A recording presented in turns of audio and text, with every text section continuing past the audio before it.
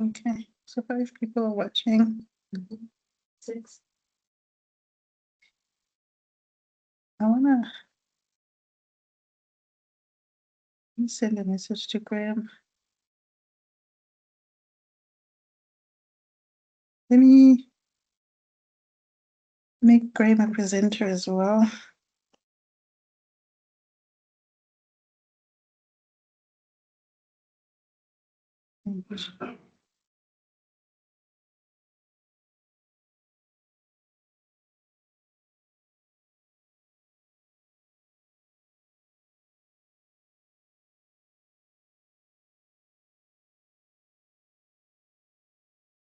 Hi, Tammy. Hi, Graham. Hello. Hello. We've done a test with the speaker already, and his presentation and sound looks good. And I've made you a presenter as well, so you can also control the chat. Okay. Yeah, and he can put it up as soon as he's ready. Okay, I hope I can do that. I seem to be in a very strange. Yeah, you're in the manage screen section of the screen, but we can bring you on stage. Let's see. Okay, So I'm here you happy are. to be, okay, I'm happy to be put wherever you feel like I should belong. Just a bit anxious about when you leave and then I need to manage a conversation, but I'm going to be able to do that. No, we're here. Okay, so if someone puts up their hand, I'll be able to see that, and when people Yes, need you'll to be able to see respond. it and respond, and yeah, because you can control the chat, you can control the screen, but we can try that now and see how that works for you. I've never seen this format before, so forgive me for being a little. Let's see the chat.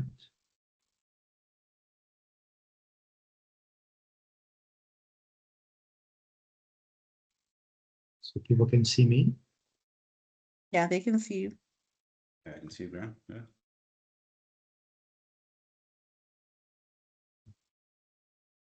Is there Laven's there, Phillips there. That's great. Okay. Yeah, forgive me my anxieties. I just don't have a proper version of. No, if you're anxious, we'll stay until the end of the session. That's fine. So you don't have to worry about controlling too much. Thank you. That's great. Okay, for the people who are here, let's just give this another couple of minutes. Okay. Just mute ourselves and disappear in the back.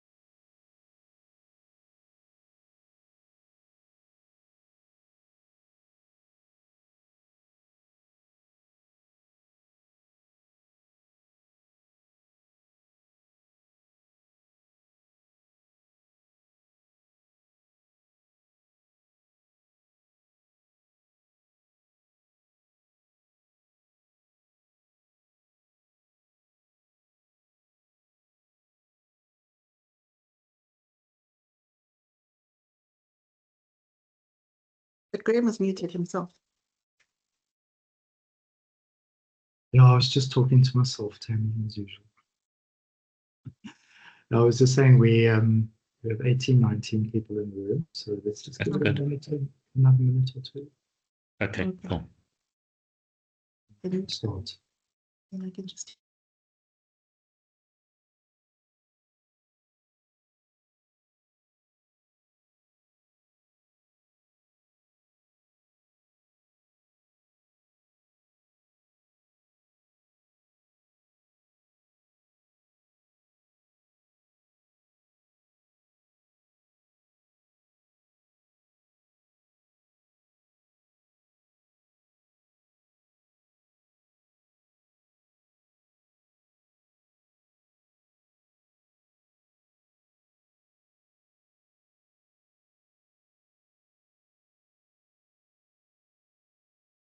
Okay, let's get going. I'm sure we're going to be joined by a few more people as we move along, but that's fine. And maybe I should just say upfront apologies to everyone in the room that I'm working with a browser version of the Teams app, not the actual Teams app itself. So I'm sort of feeling like I may not have full control over this over the tech. And apologies if anything goes awry. We'll try and do our best. So today's seminar will be given by Dr. Laven Naidoo, who is a member of staff at the Gauteng City Region Observatory. Laven is in charge of the Urban Data Science thematic focus area at GSO. So GSO divides its work up into a number of different thematic focus areas. And what we've historically called data analytics, visualization, and informatics, a couple of years ago was converted into a more focused and perhaps more ambitious, I could say, an ambitious program of research that takes seriously the ways in which advances in technology, machine learning, and remote sensing, in more sophisticated spatial statistical techniques can help us to understand what's going on in cities, and specifically the Gauteng City region, which of course is where we apply these techniques. So Laven is in charge of a wide portfolio of projects in this domain. And we thought this might be a valuable seminar to give him an opportunity to put on display some of the work that he and other colleagues have been doing. So my understanding, Laven, you'll obviously talk about what you're going to do in more detail, but the intention basically is to give a sort of quite a wide angle view of the different projects underway, and then to zoom in to a number of specific projects that we can talk about in more detail in the discussion. And I think just to hearken forward to the actual discussion, I think what we might valuably discuss in the discussion is the ways in which these tools and techniques can be used both by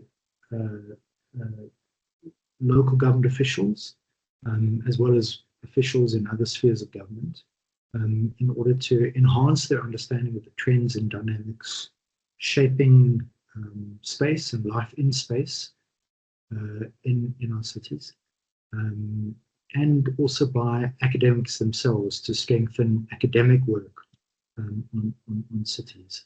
What the techniques allow for, what their limits are, perhaps where this field is going over a period of time into the future, what we can anticipate.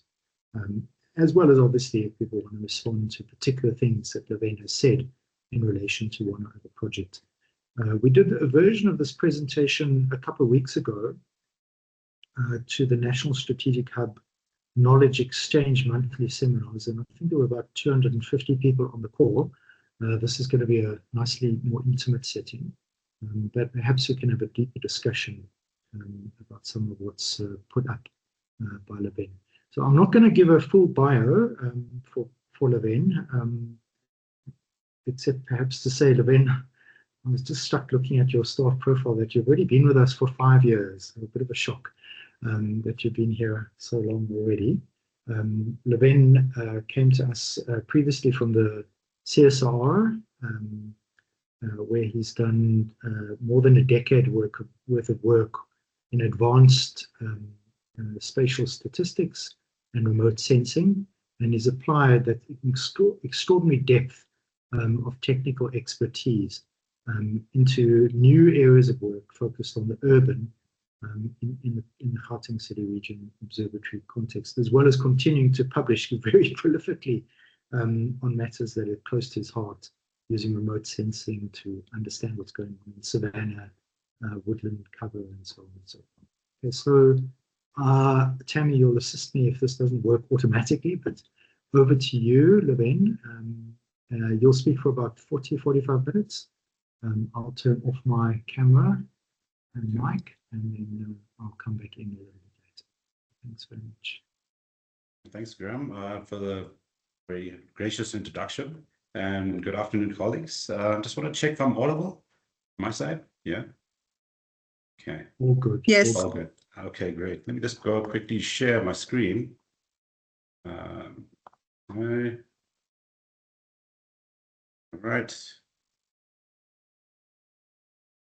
Okay. Let me just put my little pointer on.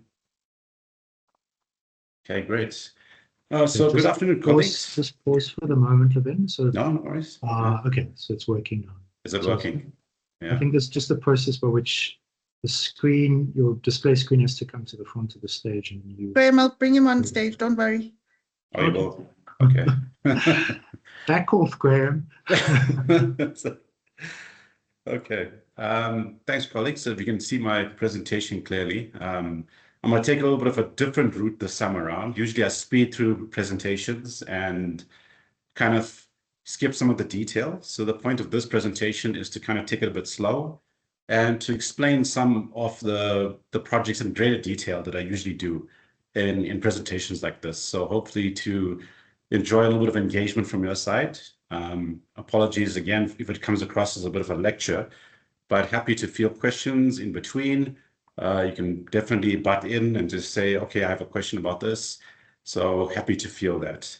So this presentation today is kind of focused on addressing challenges which cities generally face, South Africa being one of them, or the cities in South Africa, Johannesburg being one of them, usually face, and kind of positioning basically urban data science, more or less an emerging field that is actually coming into the forefront, kind of showcasing some of the techniques that we can actually use to kind of understand the problems that we have, but more in great detail. I'm not saying it's a silver bullet. I'm not saying we're going to be solving these problems with advanced machine learning and AI, and the model predicts everything perfectly. That's definitely not the case. But it does add a little bit of an extra tool in the repertoire when it comes to management in the cities in general. So I'm going to choose to address basically about two different paradigms: a simple approach to urban data science and a more advanced technique as well. And the reason for that is just to show that urban data science, or data science in general, is not necessarily an abstract sort of science. It's not necessarily an abstract sort of approach, and that anyone can actually do it. And I'm sure a lot of the colleagues online are already doing it in some form already. So that's kind of what the take is on this particular presentation. So in terms of the contents, I'll be more or less focusing on basically what is a GCRO, just to do a quick recap of who we are. Also, what is urban data science? We're going to go on to the different challenges, as well as the different challenges which we face within the city context, and kind of creating a showcase for the need of urban data science and how urban data science can actually fulfill these particular problems or address these particular problems. And then I'm going to go on to a very brief explanation of some of the projects that we have at the GCRO, or what I refer to as the Urban Data Science Portfolio. And then I'm going to deep dive into two different case studies, particularly a building volume per capita sort of case study, which is kind of the simple showcase, and a carbon atlas, the Gauteng carbon atlas, which I'm working on, which is a bit more of a complex case. So if you haven't, colleagues, please visit our website. I put the link over here. on the screen, and it is one of the most, I would say, detailed websites available when it comes to showcasing a lot of this work. So if you want to find particular details, links to publications, links to any sort of GCRO-related outputs, we have it all online there. So colleagues are encouraged to visit that website. So without further ado, the Gauteng City Region Observatory, I'm sure a lot of the colleagues know, is an institutional collaboration between the University of Johannesburg, WITS, the Gauteng provincial government, as well as the organized local government in Gauteng, or SALGO. We're very much a policy-orientated research unit, but we focus mainly on medium to long-term applied research, creating benchmarking reports, policy briefs, academic contributions, as well as a whole variety of GCRO kind of package publications, such as occasional papers, rapid research reports, data briefs, vignettes, and so forth. So a very, very detailed kind of suite of outputs that are actually generated by the group within the GCRO. When it comes to the different strategy or the different themes, as we would say, we have a whole variety of themes, and the type of work that we're going to showcase today is focused on the theme that I'm particularly heading, and that is the urban data science theme. But there's a whole variety of different themes looking at spatial transformation, sustainability, and the just transition, all the way to inclusive economies. So when we talk about urban data science, it's kind of, it comes across as a bit of an abstract sort of a concept, but ideally it's kind of a branch within the general data science theme, which is generally a very, I would say, a broad kind of intersecting theme that incorporates emerging technologies, multidisciplinary technologies, particularly statistics, machine learning, GIS, and remote sensing fields. All of them come together and more or less within the urban context, and that gets that little urban kind of categorization or label to it as an urban data science. But when it comes to urban data science or data science in general, there's mainly kind of a paradigm I would like to share with you, is that it basically equals to a data agnostic approach, as well as a data or agnostic, I would say, a data approach that is also agnostic as well. What I mean by that is that basically data sets or data is more or less viewed in a broad context, in terms of broad formats, in terms of different types of formats. We intersect GIS data with demographic data, with, for instance, survey data, like our quality of life data sets. Data formats don't necessarily exist within the context of urban data science. It's about integrating different data sets which are useful for answering a particular research question, intersecting those in a meaningful way and integrating them to answer a particular problem that we have in mind. When it comes to the approach, it's also very much programmatic approaches where we use machine learning, a lot of programming, a lot of statistical-based approaches, but sometimes the most simplest technique is sometimes the best technique to present a particular problem. So it all depends on the actual problem. So the main goal of this field, I would say, is to provide more or less quantifiable metrics to the, I would say, the undefined yet. So if we try to define a particular metric or measure a particular phenomenon, urban data science comes in terms of providing a quantifiable approach, as well as a metric that can be used for decision making at a variety of different scales, at the local government scale, all the way to the neighborhood scale, South African scale. That's kind of what we're actually working with when we're talking about urban data science. So without further ado, colleagues, I'm going to move on to the different challenges which cities face. I'm sure a lot of the colleagues are already in the city space, so I'm not in the city research space. So I'm not going to go into too much detail here, because I'm sure a lot of problems that we are faced on a daily basis is what we see when we go to drive to work, as well as experience while living in the Gauteng City region as well. So challenge number one is obviously the understanding of Gauteng's future growth. We know that Gauteng is one of the densest populated basically provinces in South Africa. In terms of overall population, we're sitting more or less at 16.2 million. We saw a little dip just after COVID, but that's more or less racing to being picking up quite rapidly. In terms of future projections, which we used census data from 2021, 2022 census data sets, and we kind of projected it forward, and we're looking at 17.5 million people in Gauteng by 2030, probably even more. And South Africa is sitting around about 20 million people as well, or 70 million as well. When it comes to understanding in terms of distribution, or in terms of, I would say, density, what we can see here in this figure over here, it looks at what we're sitting at in terms of 2030, we are looking at close to 1,000 people per kilometer squared. So that's telling a very, very dense picture when it comes to the living conditions in terms of the general functioning within the Gauteng City region. So when it comes to the actual results of this particular report, you can go to our rapid research report, which kind of outlines the statistical surprises from the census, and that information is also present there. Okay. Another problem that we're looking into, or challenge, I would say, is the Gauteng's urban footprint growth. So this is a particular output one of our colleagues, Christian Hamann, did, that basically looked at urban footprint change from 1990 to 2020.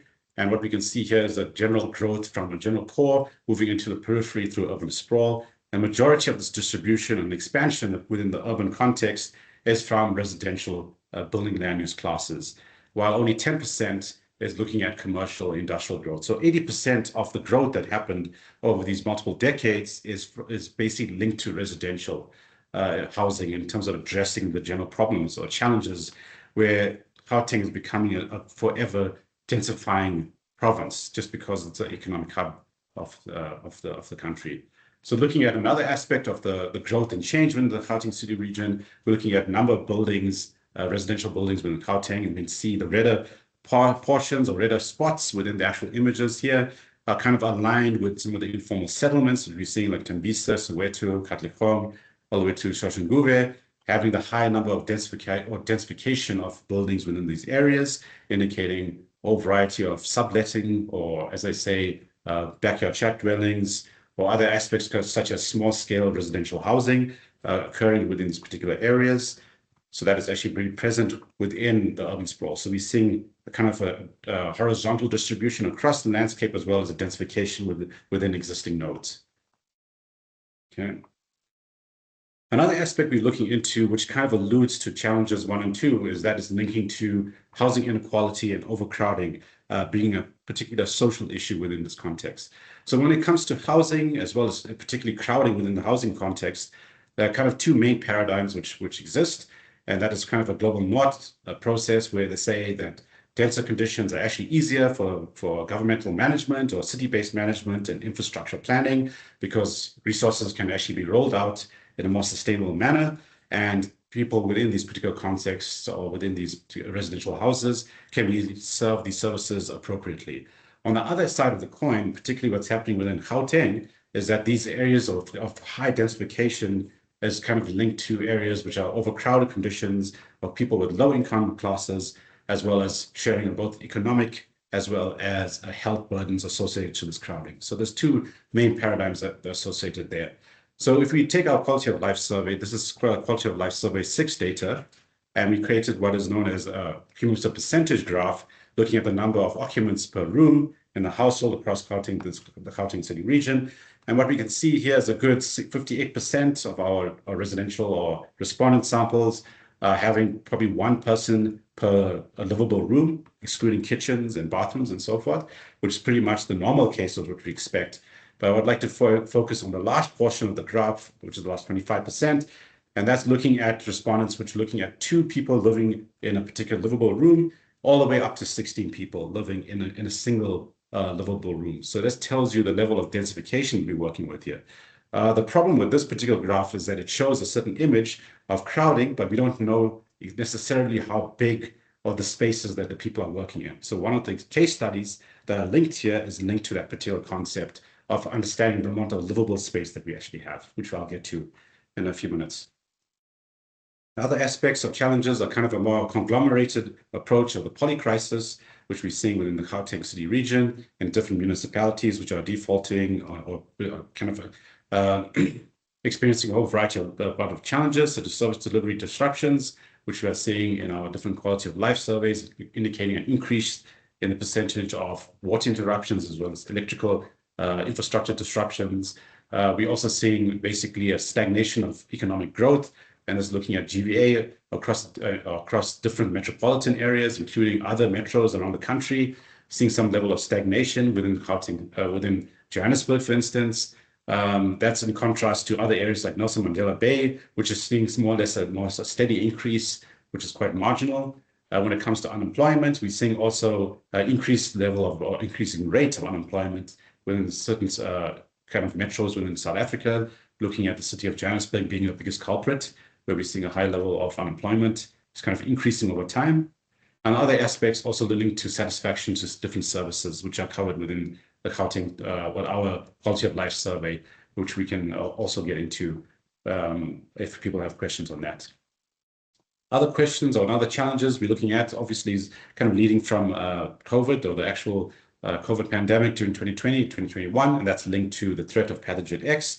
So we know that COVID did happen and basically, I would say, created a lot of a shift in terms of how we actually operate, in terms from a city's perspective, to kind of improve sanitation, as well as improve understanding or monitoring of different vectors. So when we talk about pathogen X here, it's kind of what is the new pandemic that'll come our way to kind of shut down our lives. And we need to develop mechanisms in terms of monitoring this pathogen and understanding its distribution and propagation. So that's also a very big challenge. And final challenge I'd like to talk about is the state corruption challenges, which we're kind of more or less quite familiar with within the South African context, leading to understanding areas of fraud detection within the different systems, and understanding that within the procurement systems, and how that you can ensure that in terms of propagating township, or kind of encouraging the blooming of township businesses that can overcome a lot of the state level corruption and improve the economic well-being of these different institutions. So we'll talk a little bit of there in terms of approaches that can help us stem the tide of state-based corruption. So just going quickly, colleagues, through different urban data science portfolios that we actually have of different projects. There's a whole variety of projects that we actually have. I'm just going to basically pick a few of them, which I'll discuss, which is a bit more easier to discuss and not get into too much of detail. But if you have questions, by all means, just stop me as well. So one of the actual outputs, actually, before I actually go forward any further, you will see little QR codes in each of these different slides. This is linked to our different project pages on the website. So if there's a certain slide or certain concept or project that kind of resonates with you, you can definitely scan that little top corner there, and it will take you to the project page where the outputs are kind of positioned. If you don't see that output yet, we are still developing a publication for that, or it's still being disseminated in some way. So just keep an eye out on these different project pages. So the first concept here we're going to talk about very briefly here is the informal settlement typology. So we're all used to seeing different land use, land cover products, or I would say remote sensing derived products, where we understand where formality exists, where informality exists. But besides that particular aspect of delineation of these different informal settlements, we don't know anything much besides that. So when you're looking at the size of these different informal settlements, the age, the composition of them, the structural kind of shape of these different informal settlements, the exposure to the different level of risk and the legality of these informal settlements are not necessarily represented in the current literature. So this particular approach, this particular project, or one of the outputs we're working on, is developing more or less an independent informal settlement typology, which looks at integrating a whole variety aspects of risk, of aspects of the coarseness and structure of a different informal settlement, the level of density, whether it's legal or not. Those are the sort of concepts we're going to be developing within our informal settlement typology, and kind of create this sort of approach which we can actually repeat over time and not necessarily rely on a single stagnant sort of viewpoint, and use this in terms of forward monitoring and management of these informal settlements. So what do we mean by informal settlement typology? So this is kind of a rough schematic in terms of what we see. So the first step here involves kind of disseminating or segmenting what is an informal settlement layer, which we used our South African National Land Use Land Cover product of 2020. We then used a whole variety of input layers, looking at urban density, looking at settlement structure, basically unsuitability or risk of land, as well as property boundary layers and so forth. We integrated that. Some of the concepts we're looking at here is looking at whether urban area is dense or not, looking at certain thresholds associated to that. The road network layer, how dense and how coarse those different areas are, or these different road networks are. Looking at unsuitable land, we're looking at a whole variety of aspects such as residual mine dumps, servitudes, downlights, slopes for certain kind of a certain gradient or slope, and that's also incorporated within that, as well as the property boundary layers, whether it's actually registered or not. So we added a whole variety of these layers into this approach, and we produced a certain code such as HCHD, which indicates in this case high urban density, coarse settlement structure, a high unsustainable risk when it comes to the different attributes we talked about here, as well as it's declared or undeclared in terms of it being an official township.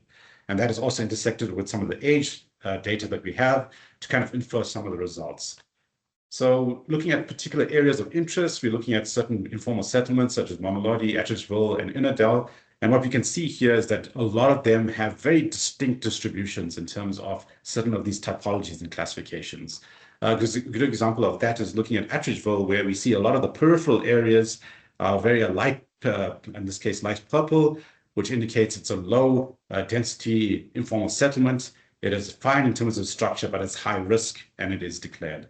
And that's a whole, so this sort of distribution or this sort of typology gives us a bit more information that's saying, oh, there's a township there, and that is about it. When we intersect this with our different pivot table to kind of understand these different codings or the different typologies over the different years, we can see 1999 is when the informal settlement was established, all the way to 2020. 0 means the most recent informal settlements from 2020. Those kind of that emerged within the landscape. And what we're seeing here is that basically the younger informal settlements have a very distinct typology.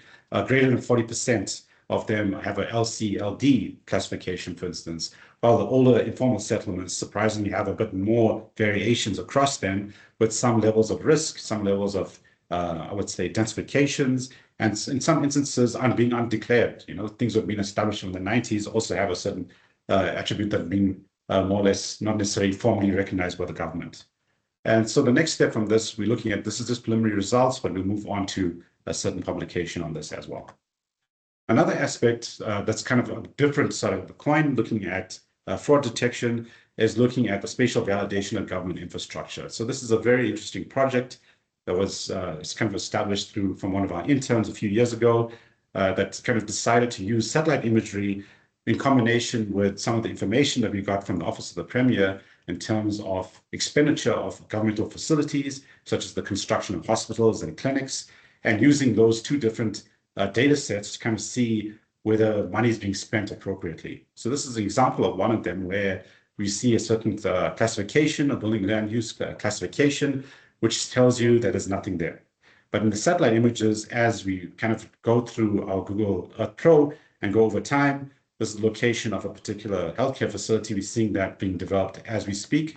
But when it reaches a certain point and we keep on checking the most recent images, there's no further growth associated to that, or no further development when it comes associated to that. And if we take that and we correlated that to the amount of information, amount of money spent, do we actually justify what is actually happening to these different government facilities? So that is one of the questions that we're trying to answer in our rapid research report that's going to be coming out this year, that's going to look at that spatial validation approach and kind of understanding if money is being spent appropriately and whether construction of these vital entities are actually being completed or not. So this level of policing is very much fits within new age-based fraud detection algorithms approaches. So the next kind of project we're looking at is more of I would say it's a consulting sort of work that we kind of established in relationship with the World Resource Institute, as well as the city parks and zoos. They kind of approached the GCRO to create a whole variety of basically tree-based products for the city of Johannesburg, just because we have known that the city of Johannesburg is the largest urban forest in the world. But do we actually have an exact number? Do we actually have an exact approach in terms of monitoring and actually evaluating the health or the different distribution and the different aspects of these urban forests? So this particular project involved using very high resolution LiDAR data sets in conjunction with kernel-based tree identification algorithms, ancillary GIS, as well as satellite-based imagery to produce a whole suite of results.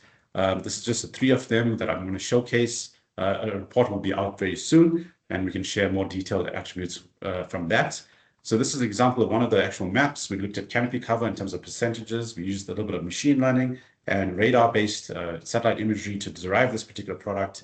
Looking at tree health, we used basically a red edge chlorophyll index from basically Sentinel-2 to derive areas which are healthier trees than others. So the darker the green indicates more healthier trees, while the less or the lighter the green indicates very poor health trees, or very low lying trees in this particular case as well. Looking at the tree count, this is kind of one of the first main audits that we actually created, where we actually put a dot on every single tree greater than 5 meters in height across the city of Johannesburg. And we kind of aggregated that into different pixels of trees from 1 all the way to 20 to 100 tree classes across these different pixels. So you can see very nicely where the majority of these trees sit from a tree audit perspective. So more to come when we actually complete that project. Going on to Pathogen X issue, this is a collaborative project, a multi-year project we have with the National Institute for Communicable Diseases. And that is a very more or less a complex, I would say a complex approach where urban data science is actually brought into the forefront, in which we integrate different data sets in different unique ways to answer these particular questions, which we set out in this particular slide. So the first particular, I would say, research need in this particular project was ascertaining a use case for wastewater surveillance. So wastewater surveillance basically means we're using wastewater that's collected from the sewer to actually use epidemiological-based approaches to ascertain the concentration of a viral pathogen within the wastewater. So when people ask, why should we actually care about wastewater collection? Why don't we just rely on clinical data sets? The honest truth is that we don't have clinics everywhere across the Gauteng City region. So we need an additional layer data set in which we can actually infer the burden of disease without directly waiting for people to go to these different clinics or even relying on some of the records from these particular clinics. So wastewater sampling is very much the new age when it comes to kind of complementing clinical data sets. So that's kind of what we used as a first base approach, is kind of creating a use case for this and seeing where it fills the gap within our different clinical-based data sets. And one of the publications, which I'll talk about very soon, kind of addressed that particular approach already. Our particular involvement also from the GCR perspective is understanding how socioeconomic indicators, looking at demographic health, demographics in terms of distribution, as well as access to sanitation and different other particular parameters from our quality of life survey data. How does that correlate when it comes to concentration of a viral pathogen? Do certain socioeconomic indicators drive these particular relationships with the concentration of wastewater? So that's what leads to the final point, is that looking at the use of AI and machine learning is to kind of create predictive modeling in terms of predictive models of maps of spreads of risk of the different pathogens that we're talking about, such as hepatitis A. One of our colleagues, Fiona Els, is going to produce a map of the month that's focused on this sort of based approach, in which we are predictively modeling the spread or risk of hepatitis A across the Gauteng City region using these machine-based learning models. But this sort of approach can be applied to the new Pathogen X once it comes. And as I said, it's a very complex product or project, which involves intersecting a whole variety of different data sets, of different resolutions, different typologies, and different sources. So very technical when it comes to dealing with the GIS-related issues in terms of integrating these different data sets when it comes to that. Again, a lot of publications that came out of this particular work. Most recent one is in PLOS, which happened last year, and a few other outputs, such if you're interested in looking at, is our different photo essays, as well as a map of the months, and the most recent one coming out very soon. So keep a lookout for that. So without further ado, colleagues, I'll just move on into our different case studies, which we were talking about. The first case study is the simple approach when it comes to urban data science. Simple by no means not valuable. I would like to put it out there. So just using a very simple base approach, let us extract as much information as possible to address a very complex issue when it comes to crowding and housing demand within the Gauteng City region. A lot of this particular work was already based on some of the published work which we have, which came out last year and which was published in Environment and Planning B. So if you have any sort of need to understand the nuances of these different methods and techniques and some of the analysis in great detail, you can definitely go to that publication when you're interested. So what is building volume per capita? So this entire work is based on this particular matrix, which is a very simple concept. It's basically taking two different data sets and dividing it to get a particular ratio, which you can use to intersect with different data sets. So the first approach is to get a building volume estimate, which we got from a World Settlement Footprint 3D product, which we got from the German Aerospace Agency. They were very kind enough to give us a certain portion of that data set that they developed for the whole planet. They gave us a Gauteng City region, and that was a 90 by 90 meter pixel size of amount of building volume in meters cubed. We took that particular data set, we divided that by the most detailed or high resolution demographic data set which we had.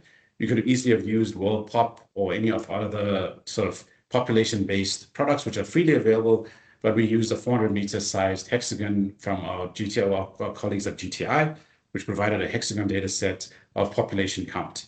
So if we took the basically population or building volume, we divided that by the population count, we get what is known as building volume per capita, which is a fancy term for the number or amount of space in meters cubed per person. So the amount of livable space that people are actually living with when it comes to in the residential housing and so forth. We took that very simple metric, we integrated that with a whole variety of ancillary data sets, looking at income groups, looking at the number of households, as well as other aspects, as looking at health indicator, looking at distributions or basically susceptibility to poor health, as well as depression, a whole variety of aspects which we'll talk about in greater detail right now. So we took this particular product just because within the context of it being a spatial representation about building volume as well as population count, we can actually create a map from this particular product. And what we can see on the left here is different shades from all the way from peach all the way to blue, indicating different levels of livable space that people are actually living with. I would like to just point out the peach colors here, which you see here, which gravitates over informal settlements. We can see very clearly in Katlehong over here, and other aspects of Soweto as well as Alex. And what we can see that people within these particular areas are living between 0 and 10 meters cubed per person. But I mean, when I say that particular metric, it doesn't seem like it's a very small space, but just kind of envision more or less a 2 meter by 2 meter space with a 2.5 meter ceiling. That is a very, very congested living space that people actually have in these particular areas. In contrast to that, if you look at the dark blue, which we see in areas such as in the lifestyle estates, which you see in Waterfall and other parts of Midrand and Sandton and so forth, we're getting values greater than 1,000 meters cubed per person, which indicates a high level of livable space is more or less geared towards the rich. So if we integrate that with our different income groups that we can see here, is that the first level, I would say the low income groups, this is per annum, by the way, have the least amount of total building volume per person share across the Gauteng city region, but it has the greatest total number of households. Then this kind of indicates that people with poorer income live in very congested space with a large number of other households living within the same vicinity. So very, very dense circumstances that the people are also living with. So if we take this particular data set, we can actually derive a bit more information from this. So if we take this and we intersect this with our national basically housing codes that we see here, defined by the National Housing Code of 2009, that particular report indicates that what is considered as adequate living conditions is basically a house that has approximately a living area of 40 meters squared. So if you take 40 meters squared and we basically multiply that by the 2.1 meters, which is basically the building code for the height of a particular ceiling, barring informality and informal settlements into account, which have much lower ceilings. But if we multiply by that, we get more or less an adequate building volume.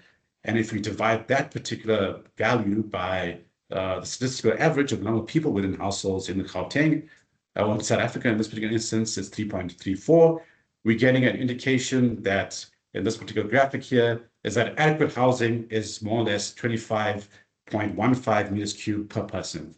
So if you have that, we would classify that as adequate housing, or if you're living in those particular conditions. But if we take that particular threshold and we apply it to our map, what we're seeing is that 51% of our households across the Gauteng city region are actually living in inadequate housing conditions. They have much lower building space or livable volumes per person than what is considered based on building codes as adequate. So very, very worrying statistic when it comes to that. Intersecting that particular aspect with the living conditions of citizen health, we intersected a whole variety of attributes looking at health linked to depression. We used the Quality of Life Survey 7 respondent data sets centered around questions such as health, looking at are you feeling, for instance, would you describe your health as being very poor or very good or excellent? We recoded that particular attribute to good or poor based on that. And we also use what is known as a PHQ-2 depression score, which is based on these two different questions, which is basically how do you feel on a weekly, or how many days do you actually feel depressed or lack interest in life and pleasure and so forth. And we recoded that as either depressed or not.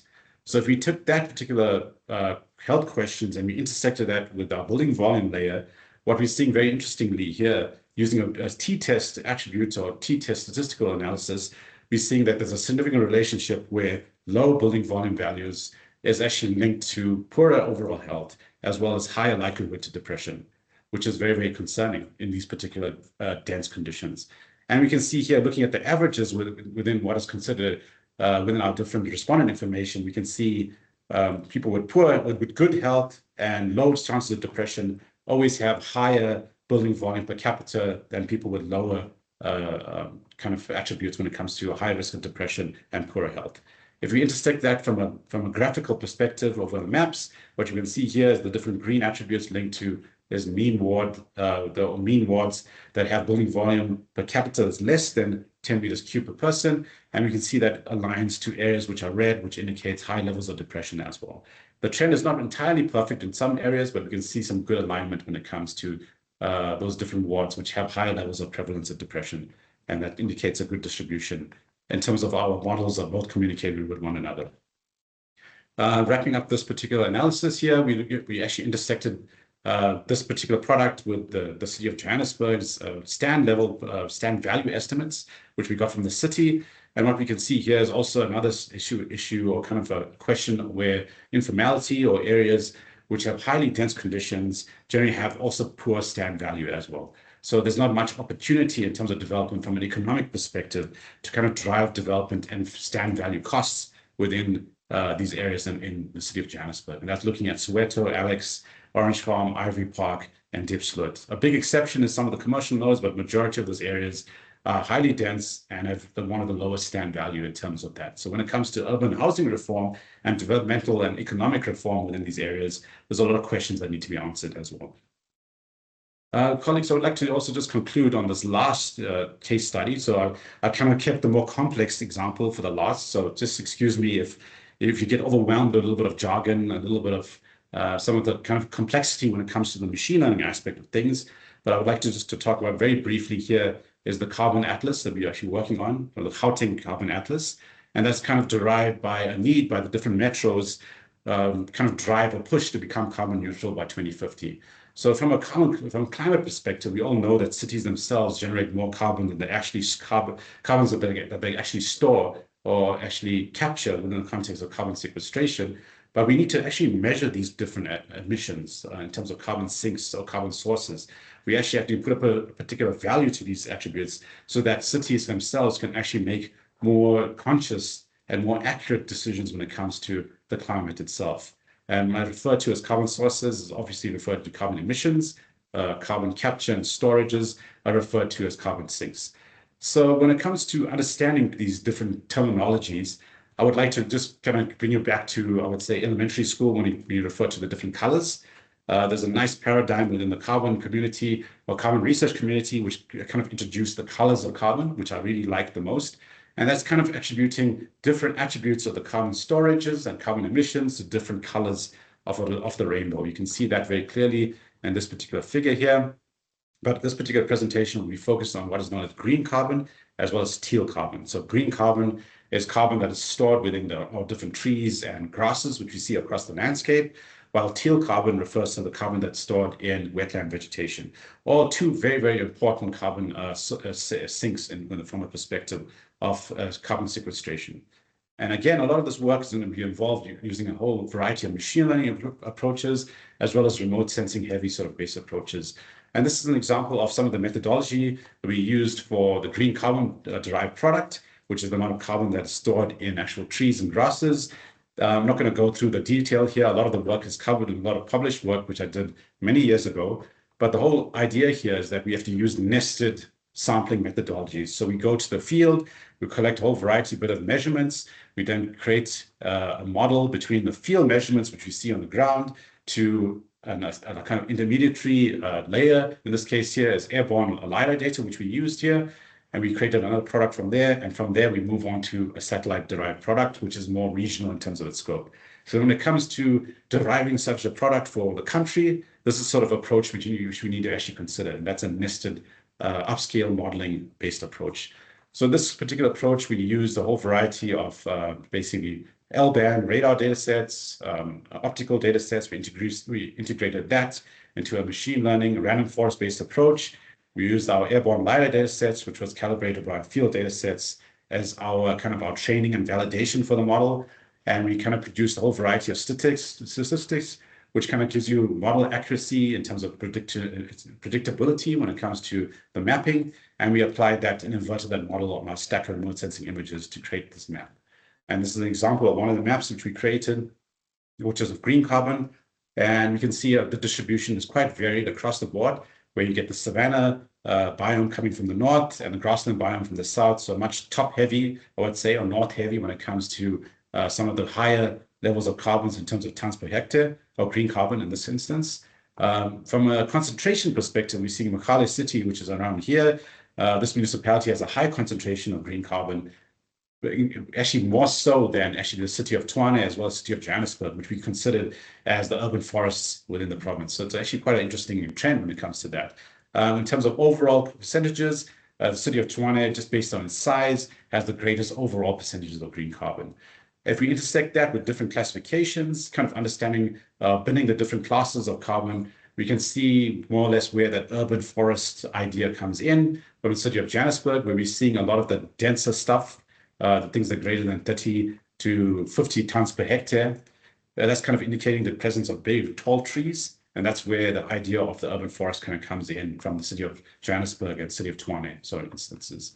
Looking at the green divide, as I would call it here, in areas such as in Alex and Sandton, you can see a very stark difference where Alex has no green carbon and areas in Sandton is very leafy and green and has all the green carbon. So when it comes to the climatic benefits, Sandton is achieving a lot of that, while Alex itself is exposed to high levels of temperatures, there's a high level of risk of flood and so forth.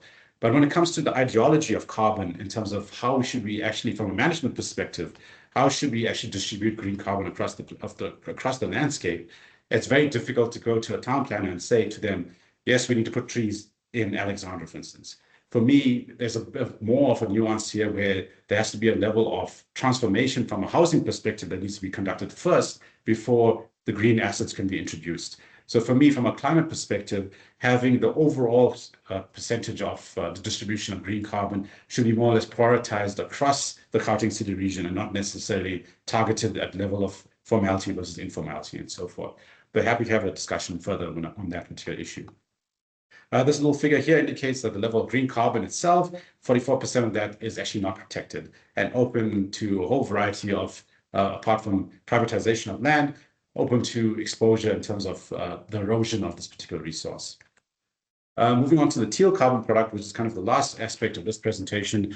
And the difference between this particular approach and the previous, instead of a nested based sampling approach, we use the kind of a dual based sampling approach where we kind of estimate a certain level of product using one particular model, and that's which is in this particular instance here, and we integrated that into another model to produce the final product. So I'm not going to go into detail here. A lot of this work is covered in a variety of publications, but we created two different models, one based on leaf area index, which is an indication of the distribution of the vertical or the horizontal representation of green surfaces to the sky. We used that measurement on the ground to kind of infer our teal carbon estimates, which we went into the field and we cut a whole variety of plots of teal carbon, or in this case, sedges and grasses within the wetlands. We integrated that into a random forest and created our different teal carbon product, which we see here. And again, very similar to our green carbon sort of based approaches, we're seeing very much a north-south divide, where the center of the actual map seeing the highest levels of teal carbon linked around areas close to the different spraits around here. I think it's Zandspruit. I don't know a few of the others that we here. I think it's Desbok Spruit, I think is one of them. And that's also indication where there could be some sort of human-based influences where a lot of effluent that comes from the actual surrounding urban-based urban settlements that kind of feed the distribution and growth of these teal carbon wetlands as that, which is probably a good idea when it comes to, from a climate perspective, not necessarily great from a health perspective, but that's kind of what could be possibly happening around here. And areas which are further north are much smaller in its distribution, but generally have higher teal carbon than the areas completely south, where the grassland biome kind of also persists. So if you intersect that with more GIS data sets, such as what was referred to as hydrogeomorphic units and ecological threat GIS layers, we're seeing the majority of the teal carbon is stored in unchanneled and channel valley bottoms, which is kind of like a label given to different types of wetlands, which serve certain ecosystem functional purposes. And that is more or less equated to probably 8.8 million tons of carbon that's stored in these areas. What is an important statistic here is that about 60 to 66% of this teal carbon or stored teal carbon is actually not protected and is critically endangered based on our assessments above. And that's looking at about 8 million tons of the overall teal carbon budget that's actually at risk to proliferation and erosion when it comes to that. So without further ado, colleagues, I'd just like to draw a few conclusions from it. The first of this particular presentation, the first is the aspect of urban data science, that it sees and quantifies the unseen and the unmeasured challenges which we experience within the cities, either the global south or the global north. We see quite clearly where urban data science can actually contribute to the field. It is also a field of constant evolution, because this kind of relies on the feeding of different new GIS data sets and remote sensing data sets, which become available over time, and new satellites being launched allows us to see different aspects within the landscape, and that can be integrated within existing based approaches, or even derive new based approaches or new kind of urban data science approaches, such as digital twin technology and adaptive modeling, which are more or less dynamic machine learning models, which change more or less on a frequent basis to kind of encourage more of a dynamic production of a data set when it comes to monitoring. And finally, I would like to conclude on my final point here is that the field of urban data science is kind of well primed within the context of the AI revolution, which we're kind of seeing here, that it's well primed and that it's well integrated already within the urban data science regime, or the paradigm when it comes to what we use. We're using a whole variety of machine learning-based approaches. We can also use the AI to help synthesize different data sets when it comes to areas where we don't have calibration and validation data sets to inform these different models. So relying on AI where we can, while also validating and actually preventing AI from overtaking, I would say, by creating falsities when it comes to the output products. But having that attribute in mind will actually help us in terms of benefiting and creating more dynamic products, more informative products that fit within the time, and not necessarily feeling like that within our context that we are being left behind from a research perspective. So again, colleagues, if you haven't already, please go to our website, and I'm happy to field any questions and conversations again. And if you have any questions, I'm also happy to take that as well. Thank you.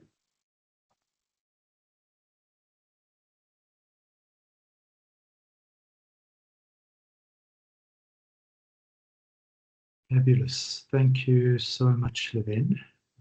That was really wonderful. I think it gave us a really, really good sense of some of the different projects that you're currently overseeing. And I think there were a couple more that you didn't speak to. So that portfolio is even larger than you're able to cover today. Yeah, so colleagues, I'll open up to questions now. And just to maybe prime the pump while people gather themselves and put their hands up. I hope that's all going to work. I just wanted to ask one particular question, and that is obviously, yeah, I mean, to maybe say this in a little bit of a jokey fashion. I mean, it's just, you know, I get sort of terribly interested, but also terribly depressed when the then starts to talk about random forest and machine learning algorithms and so I'm depressed because I just don't have the skill sets to be able to understand exactly what's in that very sophisticated box. But I certainly can appreciate the value of it. So I guess the question is for people like me, you know, who might be holding sort of policy or strategy positions in provincial or local government. I guess the real question is sort of what are the opportunities and what are the constraints in terms of applying this set of tools and techniques in the everyday business of government. Clearly this world is opening up. It's becoming more and more commonplace to see these kind of outputs and this kind of ways of approaching problem solving. And yet, obviously, it demands quite a high level of sophisticated capability. And so I guess the question is, so what are the opportunities for planning in a typical planning department or strategic planning department? And what are the difficulties in terms of the real levels of capacity that might sit there? So where is the field going, and how do we potentially overcome some of those capacity constraints? Thanks, Graham. Well, thanks again for that very, very loaded question, but very, let's say, well-justified question when it comes to that. For me, it's not necessarily like when it comes to understanding the uses and its implication from I would say, from people in government and how they use these particular products. For me, the model itself is not the issue. For me, the output, that's where the actual colleagues in government come in, where they have the expertise, they have the knowledge on the ground. And that's where the validation of these different outputs is actually vital here. So when it comes to models being used and how to generate these different products, it can be done completely on a desktop by yourself, isolated from the world, and you can produce a product and publish it.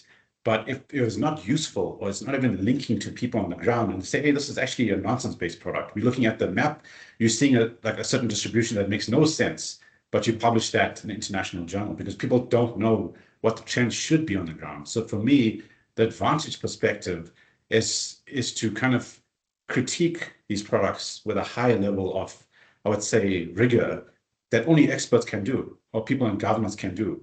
So that's where I think the benefit actually lies, is not necessarily the approaches will always change. Like random forest was invented, I think 2001. One of the guys that invented it. There's already a better version of it. It's called the XJ Boost. There's always it's going to be like a never-ending arms race when it comes to modeling-based approaches, digital technology, adaptive-based modeling. But for me, the ultimate goal is validating these products and to see if they actually have use and whether they actually make sense for people on the ground. So that's where I see the primary benefit from a management perspective, or from a spatial planning perspective, or people within the government sphere. On the other side of the coin, when it comes to the weaknesses, I think packaging, like people, data scientists or researchers themselves, should do a better job in terms of how we disseminate the products. And the reason why I say that is because I'm the biggest culprit here when it comes to that, where we can hide behind these technicalities and not necessarily present a product that is entirely well explained for people on the ground. So for me, it's about a dual-based approach where managers themselves or city-based planners have the desire to kind of, oh, this AI stuff, this machine learning stuff is cool. Let me understand a little bit of it. And also from our perspective, to kind of change our attitudes and become less black box and more approachable and meet them halfway and say, yes, okay, this is how this is done. This is what the model is actually doing. This is where the models, actually, these models are not perfect. They will actually produce a level of error. It is up to the data user or the urban data scientist here to say, listen, this is the error associated to it. These are the artifacts in the model. This is the artifacts in the actual map. Take these into consideration, but having some information is better than having no information. So having that discourse between the two, and less being separate spheres where people sit in their ivory towers or in different parts of the province, and no one's seeing eye to eye. So for me, that's where I think we can improve and kind of bridge the gap when it comes to that work. In terms of where the actual industry is moving, I would say these machine learning algorithms themselves are becoming more and more black box, where it's a disappointing click. Like when I started the process of, I think it was back in 2011, I think when we started working with these different algorithms, and I had to code that in some version of R. Now, all these algorithms are completely available in a whole open source software, very similar to a data wrapper sort of format. You just put in data, click the stuff, and you have a suite of 100 or of 200 different algorithms, and you can see how these different things work. So for me, and with AI being available, we actually have more resources to actually understanding the aspect of getting to the result. It's some level of vibe coding rather than actually learning the process of coding from scratch. So for me, there's a lot of resources available that simplifies our sphere of open data science. And it's up to us as researchers to ask more novel questions rather than being specific in terms of the approaches, I think, from a philosophical perspective. I think we can dig a bit deeper from a research perspective than, oh, let's discover the next random forest. No one really cares, because random forest is already doing okay, or XJ Boost does slightly better, So for me, I think that's where everything is moving towards. People are becoming more, everyone's becoming more of their own data analyst when it comes to this. Yeah. I think that's very, very useful. And let me just come back in. I'm still looking for hands, so if anyone wants to put their hand up, and if for some reason there's a problem putting hands up, please just let us know in the chat. That would be useful. But while we're waiting for hands, I just think what you've just said speaks to two issues. One is I guess, the importance of what we often call co-production in the GCO, where we work across the science policy interface line, where there might be technical specialists in academia working hand in glove with people in government. So government officials are able to identify what the problem is and why they need solutions to particular problem spaces, but working hand in glove with technical people are able to use these kind of techniques to answer the questions better. And the other thing that strikes me, what you've just said, speaks to this notion that's often tossed around very casually of the smart city. Yeah. And very often one uses that word very casually, the smart city strategies and so on. And it means absolutely nothing. It's a completely hollow concept, but the kind of stuff that you were presenting really begins to fill out that empty word with something meaningful. So rather than this kind of science fiction notion of the whole city displayed, ready for a control button to be pushed on big computer screens, smart cities mean something very specific in terms of understanding the city better through these kind of techniques and technologies. 100%. Yeah. Like I kind of agree, definitely agree when it comes to, it's kind of linked to that my perception when it comes to dashboards, and it's the debt by dashboard sort of approach, where do we need a complex tool where things require high level production, high level updating, versus actually something that's linked to actual problems on the ground that people are actually asking. A lot of the developers, when it comes to these different smart city apps, are asking something that not necessarily people are I would say, be interested in actually implementing. And from a kind of a management perspective of these different apps, a lot of them are data hungry. Like, they require constant validation, constant updating to get these algorithms such as digital twin technologies to actually perform adequately at a cityscape level. And if you look at the infrastructure side of this, when a lot of these smart technologies also need a high level of IT support and infrastructure when it comes to cloud-based computing, resources associated to that to actually execute these particular algorithms. So there's a lot of investment that needs to be required to kind of support this ideology of smart cities appropriately. But from the context of this presentation, integrating these sort of purpose-built approaches can be kind of more useful for a particular problem at hand, rather than having an overarching big portal that people are looking. And is it really going to be effective for management, for people in the cities to actually approach these things? I know I've seen a lot of dashboards where it is, you have multiple parameters, multiple points, and before you're going through it, you kind of forgot why you went to this actual data viewer or why you need to actually get this particular result. So for me, it's a less and more sort of technology, I would say less like visualization of the results, but more informative when it comes to that. Yeah. But I know Yash put up her hand, so I'm sure she has a different opinion. I know she and I have different views, but yeah. Okay, Yash did have a hand. So how do I bring her on screen? Try to do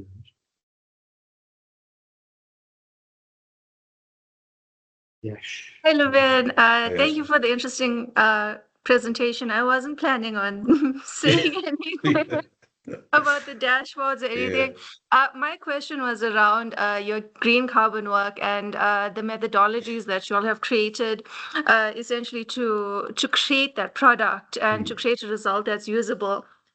So from my work, especially using the nightlight stuff, there's a lot of work that has been done in terms of modeling in like developed countries where they actually have data to validate and to ensure that their models work. So they don't essentially need the model, but Yeah. they are able to do it and validate it in a way that we can't because we just don't have that treasure trove of data for that.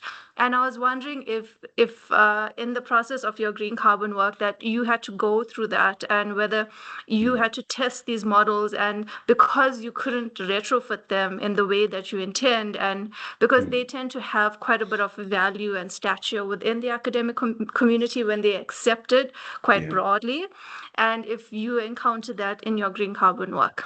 Thank you. Thanks, Ash. So thanks a lot for that question. Like for me, definitely when it comes to like models, right? Models themselves require data constantly. I can basically concede to the fact that we're using calibration and validation data sets that are already 4 years old when it comes to Carbon Atlas work.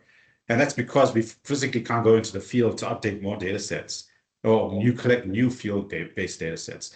The only advantage I would say within the context of the Carbon Atlas work is that we went into the field and we collected almost every corner of South Africa when it came to the green carbon product. We sampled, when I was at the CSR, we went all the way to the Fynbos biome, to the Albany Thicket, to Duku Forest, to Savannah, multiple Savannah sites, the grasslands of Drakensberg, everywhere we went, and we sampled green carbon. So it took us, that was a 10-year based project, based on that CalVal that we developed.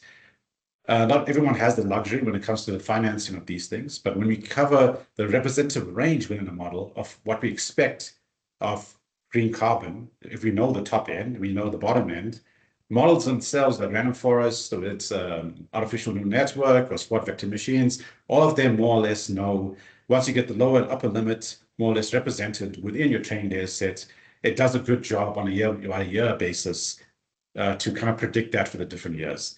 Granted that these satellites still exist, like I know I just read the other day that Sentinel-1B actually like died, like many years ago, but now the final Sentinel-1A is actually been retired. So for me, you have to wait a little bit for new sensors to be kind of launched during that time to fill that particular gap. So when it comes to that, my question, when it comes to the CalVal question, is that we always need to collect more data. But if we can't build the most representative and robust training data set you have for these models, if that is not available, then we have to look into other aspects and find other aspects such as, like simulation of data sets, synthesizing data sets, sorry, and actually looking at areas, but we have to know and understand what is your upper and lower end limit.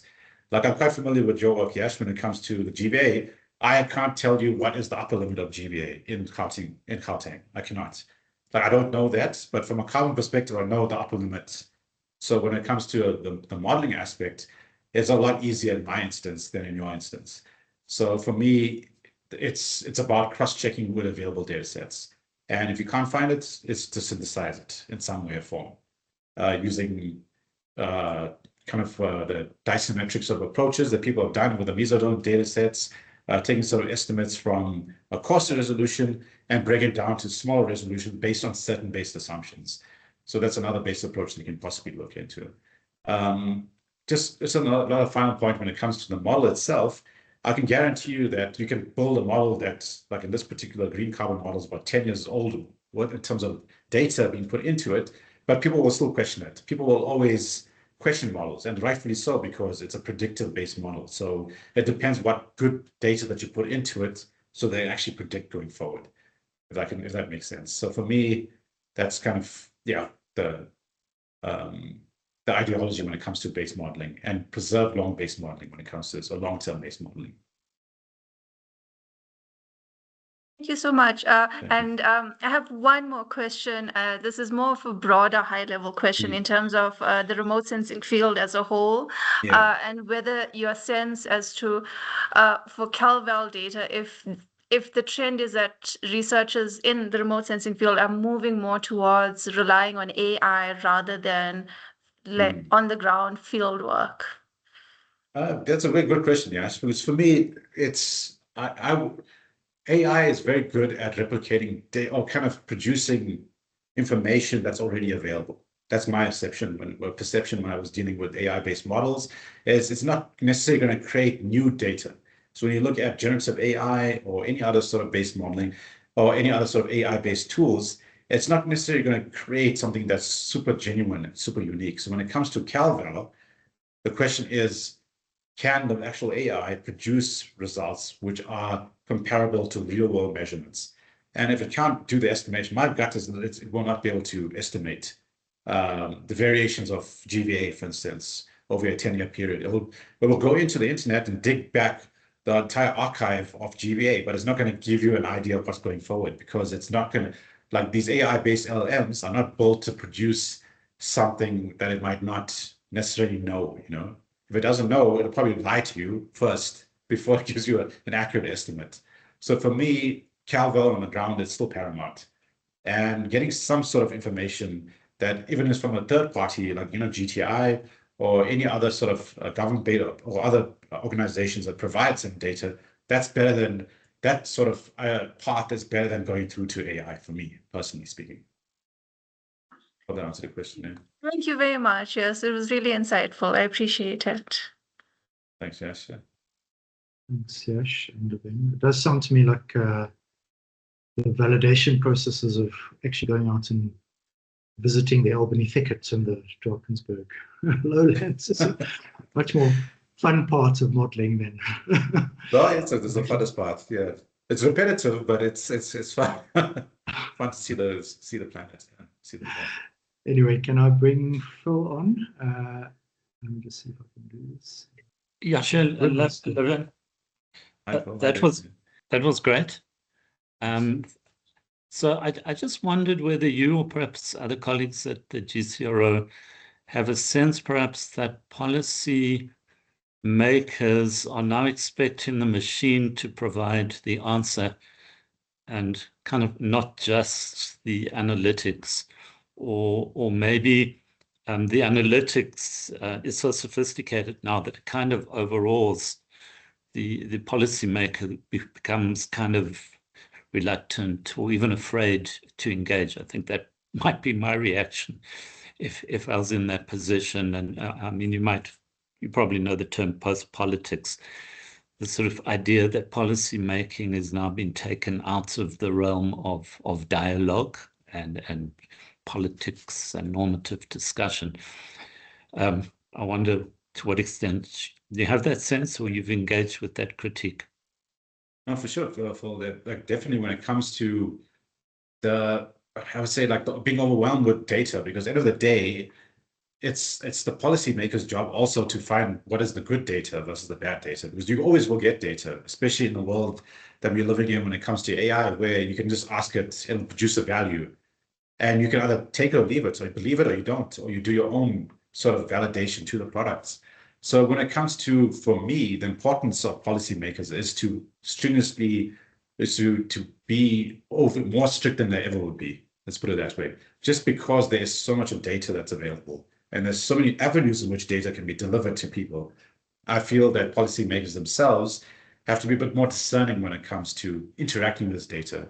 Being overwhelmed with data is definitely it's a natural process, and I've seen it where you want to just like outsource the process. But for me, that interrogation and kind of discernment when it comes to which data sets to use, that's, I would say, the paramount importance of policymakers and the different team members to kind of approach these particular problems and not rely on dashboards to give you a plus or a negative, you know, or like a red and a green, you know, like in your stock index, you know, that sort of stuff kind of takes away like meaningful decision making, and people get into autopilot, and before you know it, we're following a trend that's not even true, or we're following a certain analysis that's pointing on to a certain trend that is not actually happening in reality. So for me, interrogate. The more data that we get, it's very much a privilege to get more data, but I think we need to do a bit more in terms of interrogating it and to kind of see which is the ones which are the most accurate and the ones that actually answer the question, rather than just taking something that a dashboard produces.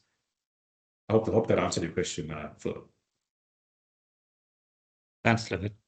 Yeah, I mean, I'd also want to come in on this because this is a world I'm watching quite carefully. I mean, I think there's a schizophrenia in the world of policy at the moment. So on the one hand, there's more and more emphasis on the need for evidence-informed decision making, and you hear that term thrown around a lot in government. But on the other hand, I think there's less and less willingness, ability, inclination to critically engage with data, and a feeling like we almost operate. I mean, I'm exaggerating a little bit for effect here, by pointing at Donald Trump. That we sort of like to occupy a sort of post-truth world in which anything that we say, as long as we say it with enough fervor, with enough of a sense of command, that we don't actually need to back that up with any kind of truth. So this kind of post-truth world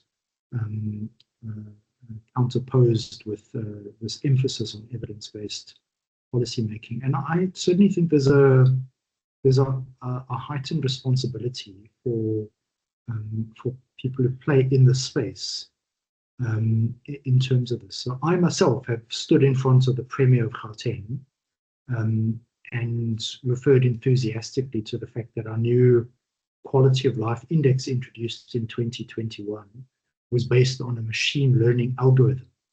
And you could see the Premier's face light up. There was a sort of a sense that, because we used sophisticated AI kind of language, well, then it must be robust and it must be true. And a feeling like there was a kind of no sense that there was any willingness to be skeptical, to critically engage, to actually ask hard questions about whether the machine learning algorithm actually delivered a robust product or not, and to inquire critically about what was in that index as opposed to the old index that we used previously. Sort of a suspension of disbelief that it was immediately present in the room. And there's a power that researchers have in that space. They just have to sort of mention the fact that this was done in a sophisticated way, and you sort of roll over your audience in a way that is not helpful, actually. So I think there's a real responsibility on the part of not just government officials to be critical, but a responsibility on the part of academics to respect their audience enough to be able to carefully explain what these models actually mean, the logic of putting data together in a meaningful way, and so on. We can have more discussion about this. Laven had a hand up. Thank you. Bring you on screen. I like the power of being able to bring people on screen. Take them on. Over to you.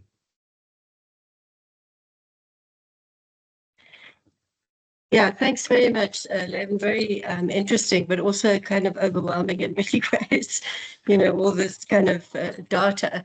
I was just wondering, and I mean, it might be a completely irrelevant question, but to what extent can this kind of collection of data be used in a more flexible or more speculative scenario kind of planning?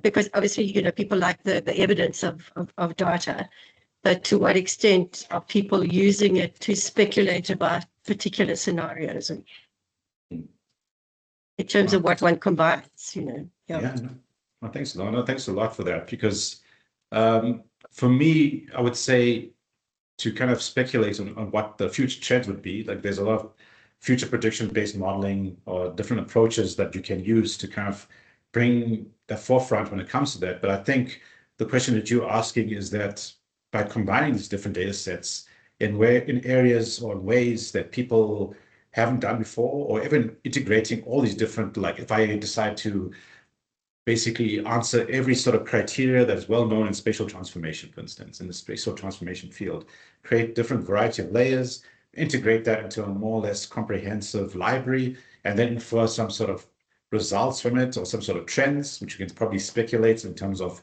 how things are moving towards, and do a little adaptive modeling. For me, that is something where the benefit of this sort of work can be, where we can integrate a whole variety of detailed products to coming together into something that's a bit more, it's like putting all the pieces in a puzzle together to get a more clearer image than just relying on one or two pieces.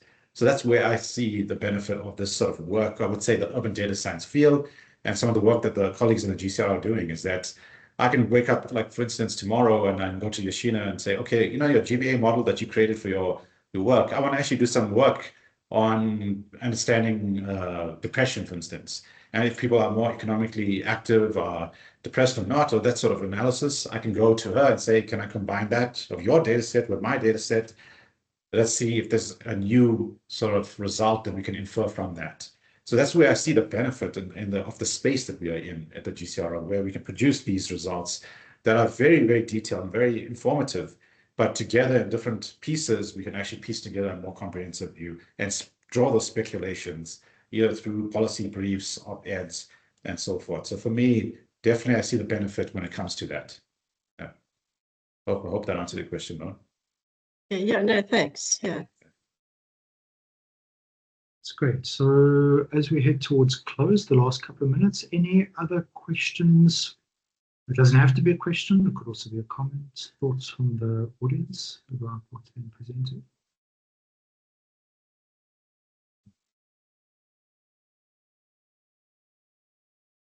No. Okay, that's fine. No problem. Maybe just for me to say a huge word of thanks to Laven. I certainly find this stuff absolutely fascinating. And of course, there are literatures that try to understand the ways in which the socio-technical systems are beginning to reshape the way we think and reshape the way we plan and make decisions. So there's a secondary level of analysis that's worth getting into as well, but certainly a burgeoning field. There's huge futures in the kind of work that you've shown, and really exciting work to come in this space. So maybe let me just close by asking, I'm not sure, Phil, I don't know if we know for absolute certainty who the presenter is for next week's session. Maybe we can just give the audience a quick heads up. If you're able to, just signal if you're not, because I know this is a moving target. Just give us a sense of who might be on the stage next week. And then maybe just to, while Phil gears up, just to, if you can, just to say a word of apology. There was some, it seems, Loan was, if you've been watching the chat, Loan was saying that there was a little bit of a technical glitch where people coming in may have been sent to a room where they were waiting for the meeting to start. So huge apologies if that affected anyone in this audience. Real apologies there. Okay, any last words, Phil? I don't know if you're in a position to say who's next. If not, let's just keep watching the space. There will be an invitation in a few days' time. Okay. So Phil jumped in, so I'm kind of assuming that it's a no just for the moment. That's absolutely fine. Okay, thanks again, Laven, and thanks again for joining us today for a very, very insightful session. Thanks, Graham. Thanks for the opportunity. Thanks, colleagues. Thanks. Yeah, thanks very much. It's great.